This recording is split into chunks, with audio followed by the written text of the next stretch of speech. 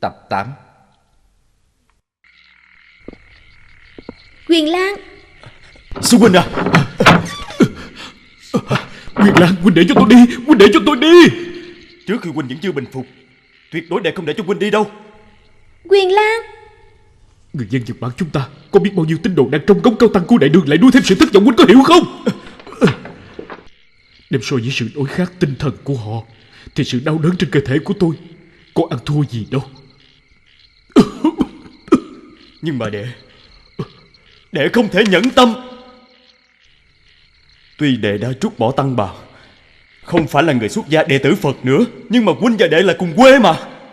Làm sao đệ nhẫn tâm để huynh ra đi khi còn đang lâm bệnh chứ?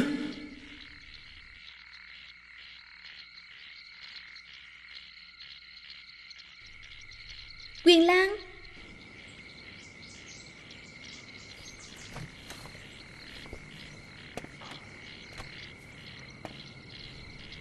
Quyền Lan, huynh hoàn tục, tôi không hề trách huynh. Quyền Lan. Huynh đi đi. Quyền Lan. Phu nhân, nàng kêu ta hả? Sao chàng tới phòng của thầy Dinh Duệ vậy? Có phải cãi nhau với sư huynh chàng có đúng không? À, chúng tôi đang nói về chuyện quá khứ. Nói chuyện gì của quá khứ? Chuyện về mấy năm về trước, khi tôi, Dinh Duệ, Phổ Chiếu và Quyền Pháp, tất cả 4 người từ Nhật đến Đại Đường học Phật. Khi đó tôi mới 20 tuổi. Dinh Duệ và Phổ Chiếu vẫn chưa đến 30, trẻ khỏe, trong lòng ôm chí lớn. Dinh Duệ và Phổ Chiếu còn đảm nhận nhiệm vụ đến Đại Đường thỉnh truyền giới sư. Sau 10 năm chúng tôi học thành tài, một lòng một dạ muốn trở về Nhật Bản. Họ muốn tìm thuyền để về Nhật Bản cùng với Đại Hòa Thượng, còn tôi muốn chờ đoàn sứ giả lực thứ 10 đến. Nhưng mà là nhân duyên như thế nào, 3 năm sau đó tôi lại gặp Dinh Duệ trên đường đi. Một là kẻ tội nhân của Đại Đường, một là người thương buôn bán ở Giang Nam.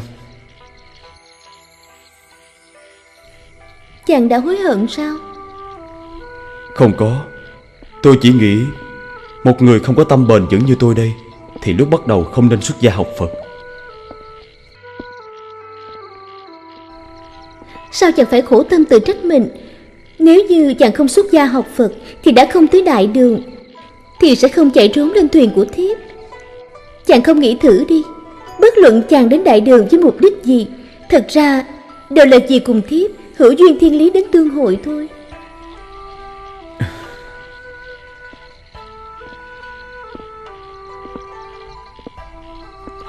Phu quân, chàng sợ thử đi, nó đạp nữa rồi nè. Tu tu tu, đúng không chàng? Nào. Mấy tháng nữa thôi, con của chúng ta sẽ ra đời rồi. Chàng không thấy hạnh phúc sao? Đương nhiên là ta thấy hạnh phúc rồi. Vậy thì chàng đừng đến nghĩ tới những chuyện ngày trước nữa. Tuy ta không phải là một vị tăng tài giỏi gì, nhưng mà lúc mới ta cũng muốn nghiên cứu học hỏi, chuẩn bị mang về Nhật Bản. Nếu như thật sự chàng muốn trở về Nhật, chờ thuyền sứ giả tới, thiếp và con sẽ theo chàng về Nhật luôn. Nàng bỏ được cuộc sống vinh quang phú quý ở Đại Đường sao?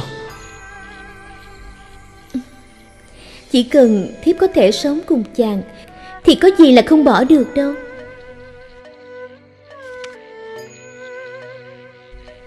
Ta không tin. Nàng là con gái duy nhất của họ Ngô, có gia sản lớn như vậy. Trời ơi, chàng đừng suy nghĩ nhiều như vậy. Thuyền của sứ giả Nhật Bản tới Đại Đường vẫn chưa tới mà. Nếu như họ tới? Nếu như họ tới, thiếp sẽ nghe theo chàng.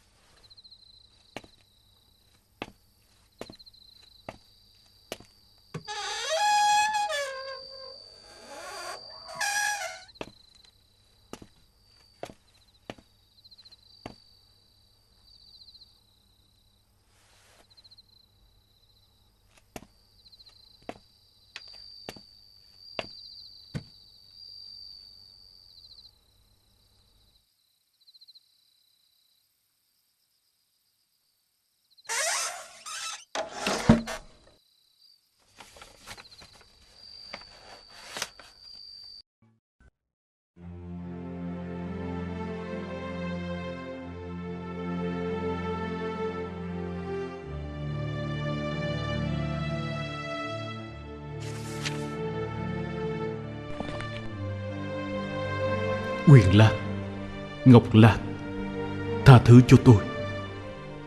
Lần này gặp phải đại nạn, may mà hai vị đã ra tay cứu giúp, chăm lo chu đáo, mới khiến cho tôi chết đi sống lại.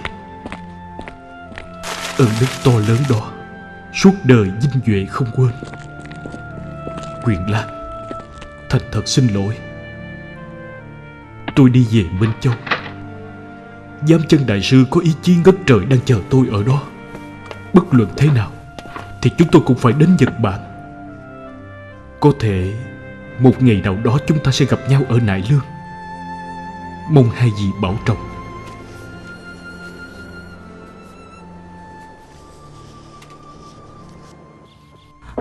Sư phụ, sư phụ, sư phụ, sư phụ, huynh ấy về rồi, ở bên ngoài. Ai về vậy? Huynh ấy, thầy coi kìa. Vinh Duệ. Sư phụ, Sư huynh. Vinh Duệ, đúng là con rồi. sư phụ. Mau nè, ngồi xuống đi. Lấy ít nước. Dạ.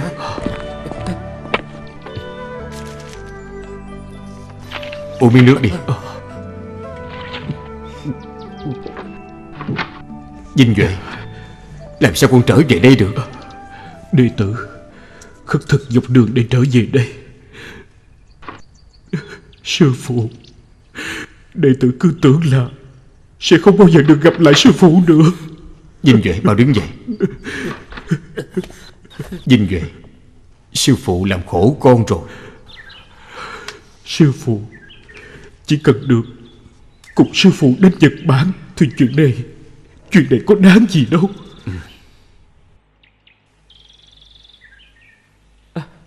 Sư huynh, huynh về rồi hả?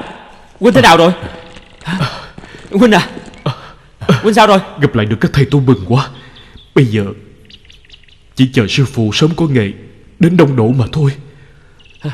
Nhất định chúng ta sẽ thành công đến Đông Độ.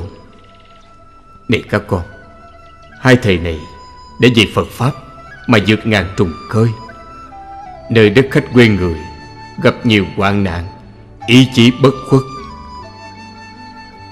Cho dù hai lần bị lao ngục, nhưng không hề có ý thoái lui.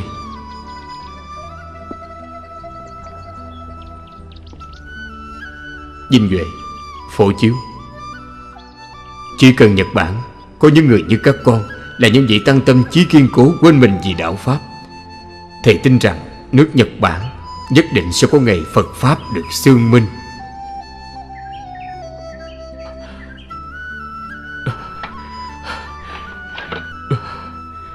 Cảm Cảm ơn sư phụ đã hiểu chúng con. Đứng dậy đi. Vinh Duệ, con cứ nghỉ ngơi vài ngày, còn những việc khác cứ để ta sắp xếp cho. Sư phụ, ý ngài nói chúng ta sắp xuất phát rồi sao? Đúng vậy, chúng ta sẽ xuất phát trong nay mai thôi. Sắp xuất phát rồi. Sắp xuất phát rồi. Hay quá. Bái kiến hòa thượng. Pháp sư gặp sư phụ tôi ở đâu và lúc nào vậy? Lúc trước không lâu ở Việt Châu. Không phải sư phụ của tôi đã đi tới Nhật Bản rồi sao? Ai à, đừng nói nữa. Thuyền của giám chân hòa thượng gặp nạn trên biển, thuyền chìm xuống biển rồi. Cái gì? Cũng may là họ lên được một hòn đảo dã quang, phải sống ở đó mấy ngày mới gặp được thuyền đánh cá. Ngư dân báo cáo lên quan phủ ở Minh Châu. Sau đó 8 ngày, thuyền của quan phủ mới tìm được họ, đưa họ về đất liền. Thái thú Minh Châu đưa họ về chùa A Dục Dương ở. Vậy sư phụ của tôi bây giờ còn ở chùa Dục Dương không? Ai da, Đại Hòa Thượng làm sao có thể sống mãi ở chùa A Dục Dương được. Mới ở đó được không bao lâu. Những ngôi chùa ở Triết Đông đều đến mời ngài dạy luật truyền giới. Bận rộn suốt ngày không được nghỉ ngơi gì hết. Vậy làm sao pháp sư lại gặp được sư phụ của tôi? Ngài giảng luật tại chùa Long Hưng ở Việt Châu. tôi đi nghe giảng. À, Đại Hòa Thượng à, còn truyền Bồ Tát giới cho tôi nữa. Pháp sư có biết hiện nay sư phụ của tôi đang ở đâu không? Lúc tôi ra khỏi Việt Châu đi dân du á, tôi có nghe nói là ngài dẫn đệ tử đi đến Hàng Châu, Hồ Châu, Tuyên Châu. Còn hiện nay thì không biết ngài đã đi đâu nữa. Mời Pháp sư đi nghỉ ngơi trước. A Di Đà Phật.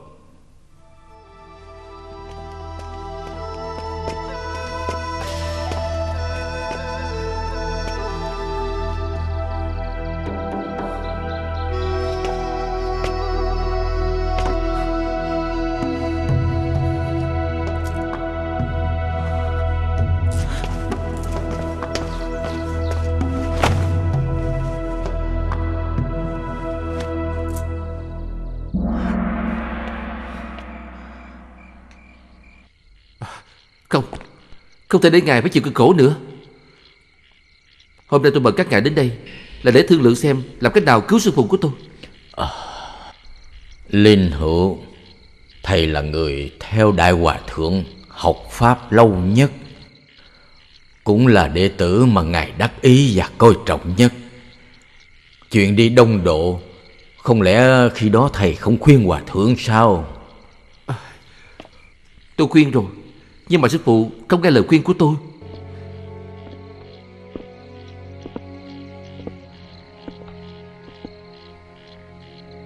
Đến Nhật Bản hoằng pháp đúng là một việc mang ý nghĩa rất to lớn.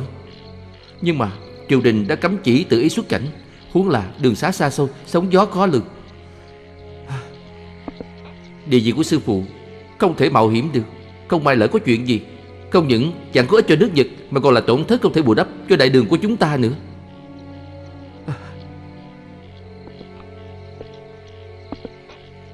Nhưng mà sư phụ đã phát đại thệ nguyện, nên khi đó tôi không thể nào ngăn cản được ngài.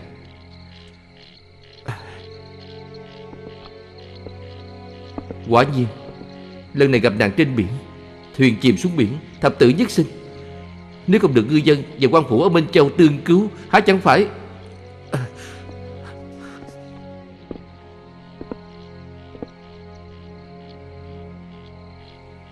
Sư phụ đối với tôi như từ phụ, ân trọng tựa Thái Sơn. Ngài có lòng từ bi, nghe theo lời lường gạt của hai tên đó, đem sinh mạng ra chiến đấu với biển lớn. Người làm đệ tử, tôi không thể nhắm mắt làm ngơ được nữa. Một người đã 60, công thành danh tự, đạo đời quy tâm, đáng lẽ phải nghỉ ngơi tuổi già. Nhưng mà từ khi thầy ấy phát nguyện sang Nhật tới nay, gặp nhiều tai nạn, chịu khổ vô cùng. Sao phải khổ như vậy? Tôi nghĩ chúng ta sai người tới chùa A Dục Dương, mời Đại Hòa Thượng trở về Dương Châu. Các thầy thấy có được không vậy? Chuyện này... Trời ơi, nếu như sư phụ chịu về Dương Châu thì đâu có ở lại Tiết Đông 1 năm trời như vậy chứ. Chẳng lẽ thầy ấy vẫn không bỏ cuộc, có ý định gì khác? Hay là lại đi Nhật Bản nữa?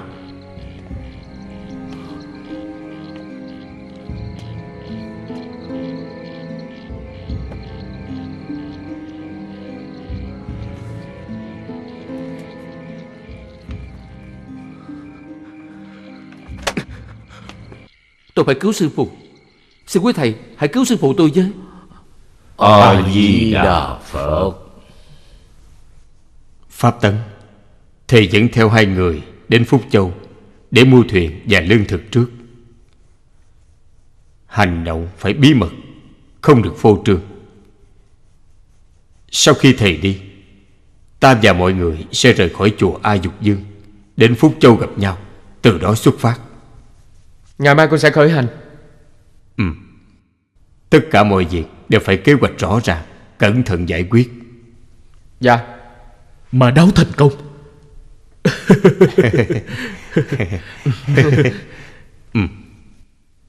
Đi thôi!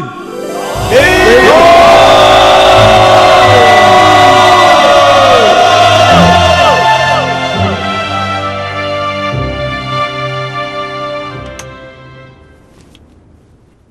Bây giờ tôi đọc cho mọi người nghe thử. Giám chân vị cao tăng Thạc Đức, chùa Đại Minh Dương Châu, nhận lời mời của hai vị Lưu Học Tăng Vinh Duệ và Phổ Chiếu người Nhật, phát nguyện tới Đông Độ Hoằng Dương Phật Pháp. 2 năm trước, xuất phát từ Dương Châu, thuyền ra biển, gặp phải sóng to gió lớn, thuyền chìm xuống biển.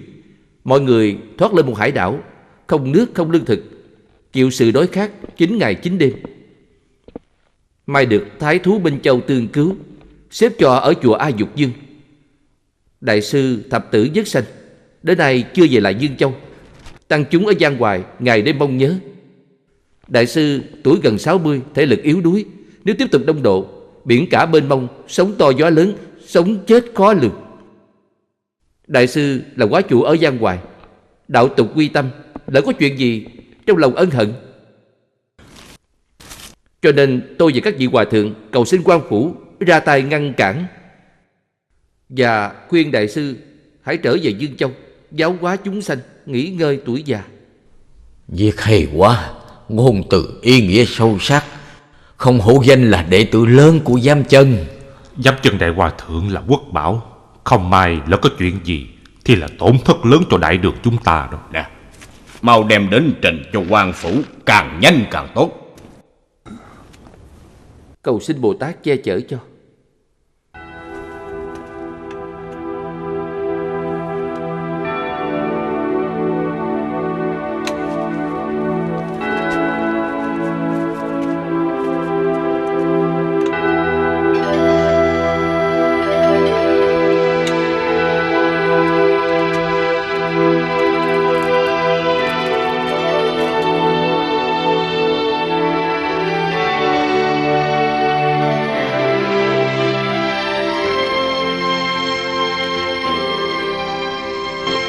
A-di-đà Phật.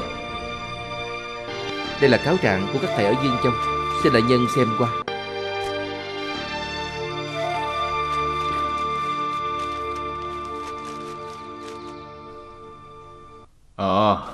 Ba năm trước khi ban đại nhân còn nhậm chức, có giải quyết vụ án Vinh Duệ và Phổ Chiếu người Nhật. Sau đó điều tra ra họ làm thuyền và mua lương thực, là để đem cúng dường chùa Quốc Thanh trên núi Thiên Thai. Bây giờ nghĩ lại, đúng là bị nhốt ở trong thùng rồi. Mời các thầy ngồi. Mời. Thật ra chẳng phải là bọn họ đến núi Thiên Thai, mà là đi sang Nhật. Đúng vậy. Cũng may ban đại nhân minh xét đã tịch thu thuyền và lương thực của họ, khiến cho lần thứ nhất đi sang Nhật của họ bị đổ bể. Nếu như biết được hai vị tăng người Nhật đến Dương Châu để mời Giám Chân đại sư sang Nhật, thì ban đại nhân đã sai lính áp giải họ về kinh thành rồi. Hiện nay đại hòa thượng vẫn còn ở lại khu vực Triết Đông không chịu trở về. Chắc chắn sư phụ ở đó để tìm phương tiện tiếp tục sang Nhật. Cho nên xin đại nhân mau sai người cản lại, bằng không sẽ trễ mất.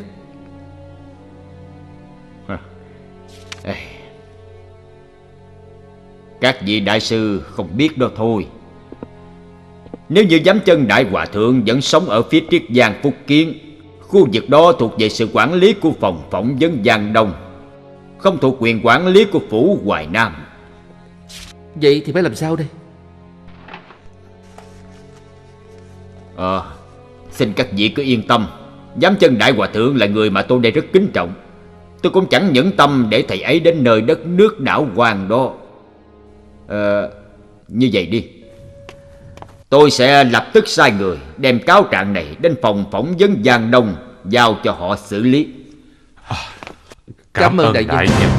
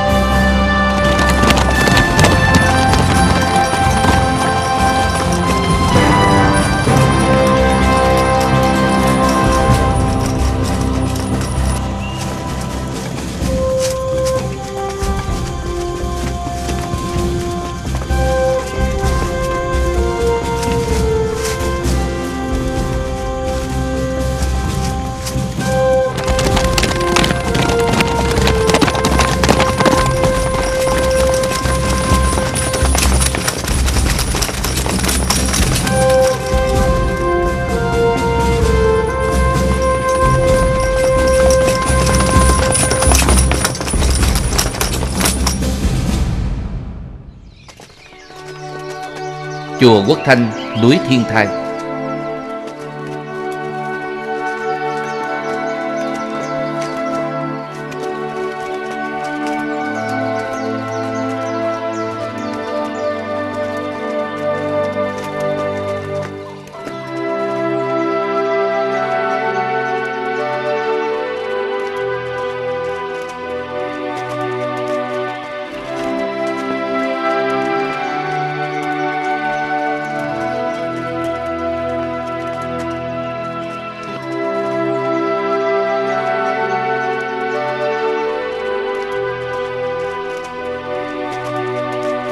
Đại hòa thượng, hành lang phía hai bên này đều đã sửa chữa qua. Tam thế Như Lai trong Đại Hùng Bảo Điện cũng tô lại lớp sơn mới. Mời.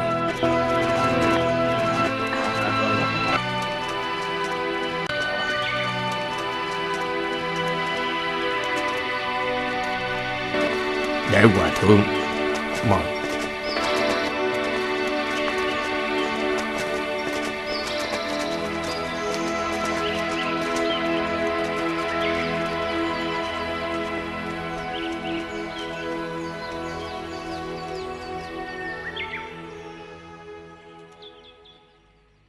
Này các con, tuy trên vai chúng ta mang trọng trách đến đông độ, nhưng mà ở chùa Quốc Thanh trên núi Thiên Thai này không thể không ở lại vài ngày. Các con nhìn xem, điện vũ lầu tháp ở trong chùa Quốc Thanh này kiến thiết không giống mọi nơi. Tượng Phật tô đắp thập phần trang nghiêm. Đây là cơ hội đảnh lễ Phật khó được. Các con phải nên quan sát kỹ để làm vốn sau này sang Nhật còn xây chùa tạo tháp.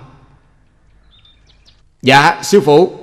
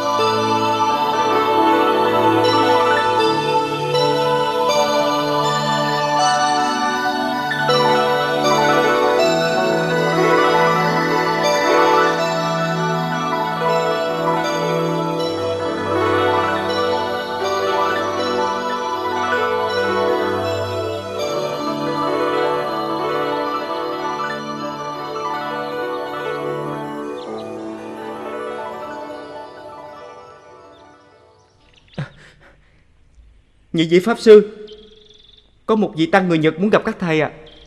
Ủa, thầy ấy đang ở đâu? Dạ, ở ngoài cổng ạ. Đi. Đi.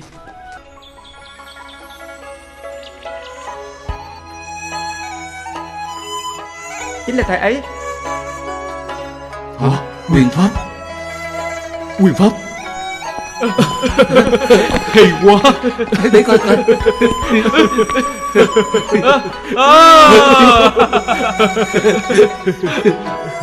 Đúng là mấy huynh rồi. Quyền pháp à? Sao huynh lại ở đây vậy? Tôi từ Phúc Châu đến Hàng Châu, đi qua núi Thiên Thai. Nghe nói Giám Chân Đại Sư cũng đang ở đây. Và còn có hai vị tăng người Nhật. Tôi đoán chắc là mấy huynh rồi. Nè, Hả? có chuyện gì hay là chúng ta vào trong chùa rồi nói vậy? Ơi không cần. Huynh coi, ở đây đẹp quá. Có núi có cây, lại còn có tiếng chim hót. Chúng ta ở đây chơi vậy. Được. Được. Được. Mời.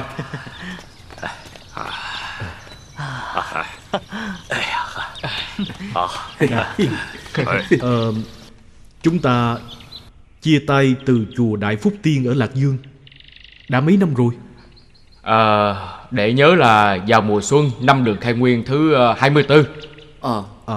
Bây giờ là Thiên Bảo năm thứ 4. Trải qua 10 năm rồi đó. 10 năm rồi.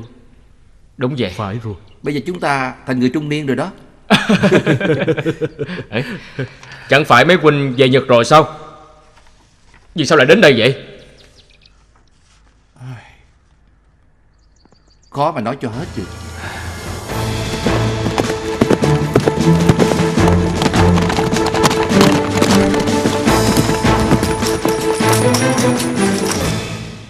Mấy huynh cũng thật xui xẻo. Đi theo giám chân Đại Hòa Thượng, mỗi lần vượt biển, mỗi lần thất bại. Chuyện này kể ra đúng là thấy kỳ lạ mà. Thầy nói cái gì? Chuyện lạ? Phải, đúng vậy. Thầy nói lạ là sao? Sư huynh à, sư huynh. Sư huynh à.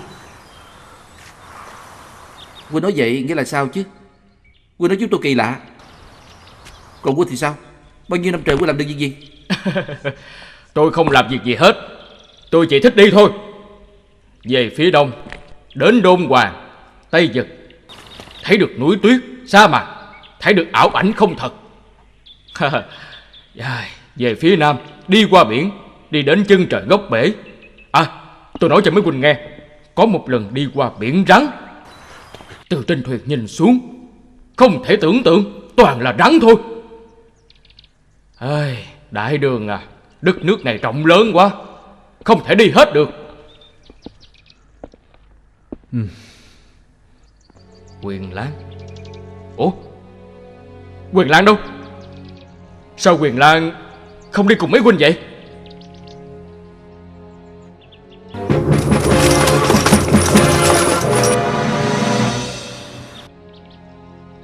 Mấy tháng trước tôi gặp huynh ấy ở Hàng Châu. Huynh ấy ở chùa nào trong Hàng Châu? Bây giờ thì huynh ấy đã hoàn tục rồi. Hoàn tục? Huynh ấy lấy con gái của một thương gia đại đường, để tóc dài rồi trút bỏ tăng bào.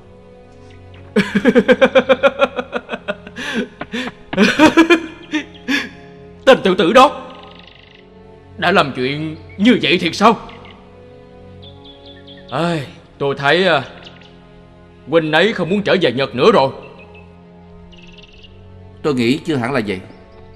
Đến khi đó huynh ấy sẽ có thể dẫn theo vợ con cùng trở về Nhật Bản. Trở về đại quốc nhỏ đó làm gì chứ? Đại đường hay biết mấy, đất đai rộng lớn, quốc gia cường thịnh, cuộc sống bá tánh giàu có. Tôi không muốn trở về Nhật đâu.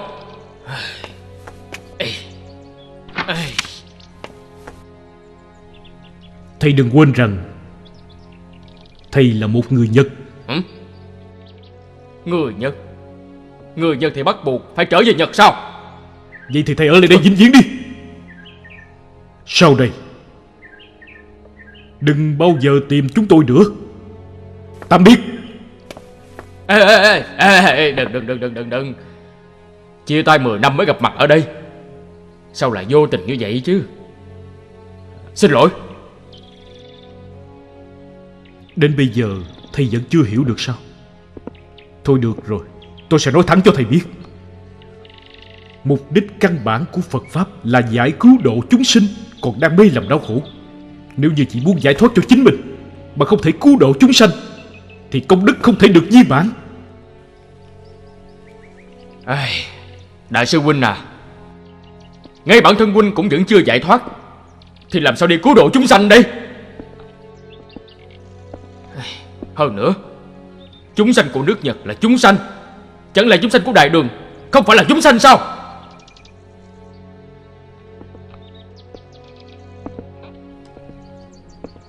Thầy nên biết rằng nước Nhật rất cần chúng ta trở về. Thầy có suy nghĩ qua không? Cũng có thể. Có thể một ngày nào đó để chán đi rồi sẽ lên thuyền trở về Nhật Bản. Vinh Duệ, Phổ Chiếu, đến khi đó nhất định về vị sư huynh phải ra bờ biển đón đệ nha.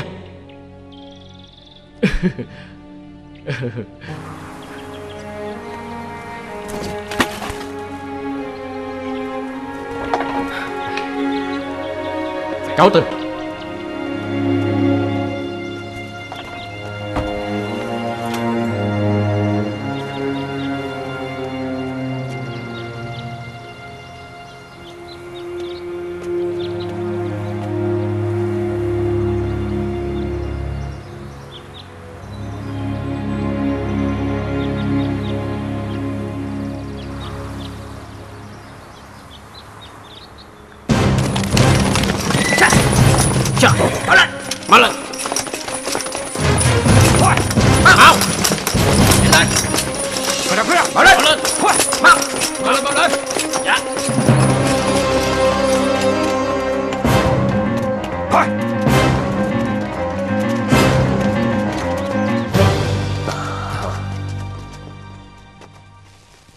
A Di Đà Phật. Đại hòa thượng và mấy người đó đi khỏi khi nào? 3 ngày trước rồi. Họ đã đi đâu? Họ đi đâu thì thật là khó nói. Có thể là đến Hoàng Nham ở, hoặc là trực tiếp đến Vĩnh Gia. Vậy thì họ có nói là họ sẽ đi con đường nào không? Đại hòa thượng cùng phái đoàn thường xuyên trèo đèo vượt suối, đi đường núi, đi đường nhỏ, quý vị khó mà đuổi theo kịp. Cho dù có bay lên trời, ta cũng không tin là không đuổi theo kịp họ. Đi! Sư phụ.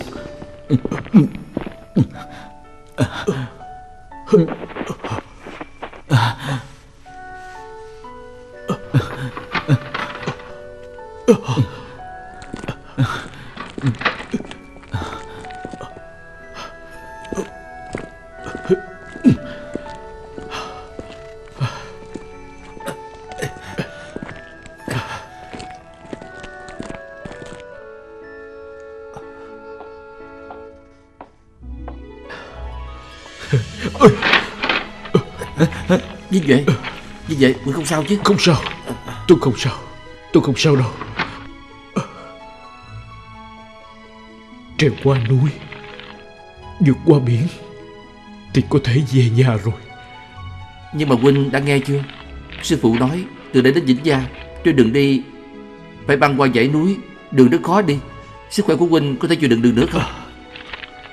Thầy thấy chưa, chỉ cần có thể đi phía sau sư phụ, nhất định chúng ta sẽ chịu đựng được đến cùng mà. Được, tốt. Hay quá. Sư huynh, tôi rất khâm phục huynh. Không phục tôi điều gì? Bị hành hạ gần như mất mạng, nhưng mà vẫn nhất định phải mời sư phụ sang Đông Độ. Thân xác bệnh tật như vậy mà vẫn có thể lặn lội giữa rừng núi. Người Trung Quốc của các thầy có câu nói rất hay: người có chí sẽ làm đến việc. Tốt.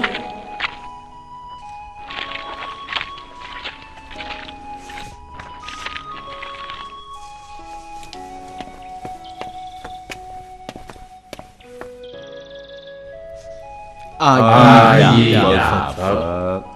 Thuyền thì ông đừng lo, vài ngày nữa là có thôi. Bây giờ chỉ coi thuyền trưởng của ông. Tôi cần 18 vị thủy thủ, người nào cũng phải to khỏe. Mấy người hôm qua ông dẫn tới ốm yếu quá không được đâu. Ê, thầy không nên xem thường họ.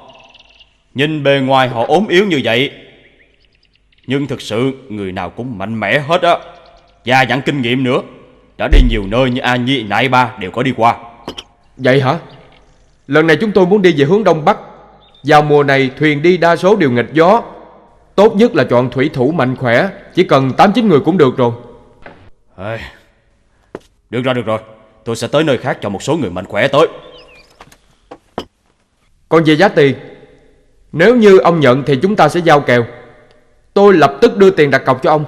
Giá tiền mà, chúng ta dễ nói thôi. Tôi muốn coi quý vị mua thuyền như thế nào. Mau thả dây thừng xuống đây, sư phụ chúng tôi muốn đến xem thuyền kìa. Nhanh lên, nghe rõ chưa? Tôi nghe rồi.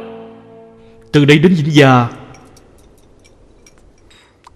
thì sắp đến Phúc Châu rồi. Sư phụ, không biết Huynh Pháp Tấn đã mua được thuyền ở Phúc Châu chưa? Lần này đến Phúc Châu mua thuyền chắc chắn là dễ dàng hơn là ở Dương Châu. Hơn nữa Pháp Tấn làm việc rất chu đáo cẩn thận. Ta tin thầy ấy không phụ sự mong chờ của chúng ta đâu. Các con cứ yên tâm đi. Mấy ngày này đi đường các con đều đã mệt mỏi. Con muốn ở lại Hoàng Nham nghỉ ngơi vài ngày không? Sư phụ, chúng con không mệt, không cần nghỉ ngơi đúng không? Sư phụ, chúng con không mệt đâu. Mấy ngày nay thời tiết rất đẹp. Con nghĩ chỉ bằng chúng ta mau chóng lên đường để đến Phúc Châu sớm. Các con đều muốn lên đường ngay. Vậy thì chúng ta không ở lại đây nữa. Sư phụ, sức khỏe sư phụ chịu đựng được không? Ta không sao hết. Tối nay chúng ta đi nghỉ sớm. Sáng sớm ngày mai chúng ta sẽ rời khỏi chùa Thiền Lâm. Chùa Thiền Lâm.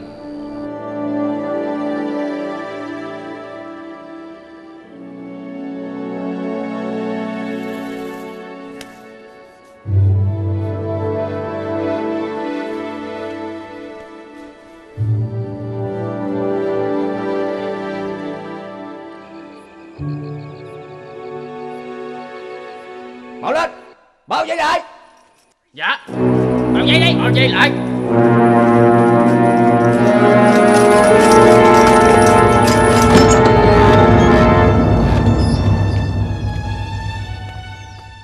Hòa thượng, làm phiền rồi. A Di Đà Phật. Lão Nạp là trụ trì chùa này. Các hạ dẫn lính đến bao vây bổn tự. Xin hỏi có chuyện gì? Xin hòa thượng tha thứ. Bổn quan muốn gặp giám chân đại hòa thượng ở Dương Châu. Bần tăng chính là giám chân. Có chuyện gì vậy? Đại hòa thượng, chúng tôi dân lệnh hộ tống ngài trở về Dương Châu. Hả? Về Dương Châu à? Bần tăng dẫn chúng đệ tử dân du tứ phương giảng dạy truyền giới, làm nhiệm vụ của người con Phật. Vì sao phải trở về Dương Châu? Bổn quan chỉ thừa lệnh của đại nhân phòng phỏng vấn Giang Nam để làm việc. Còn những việc khác thì bổn quan không được rõ lắm. Là áp giải à?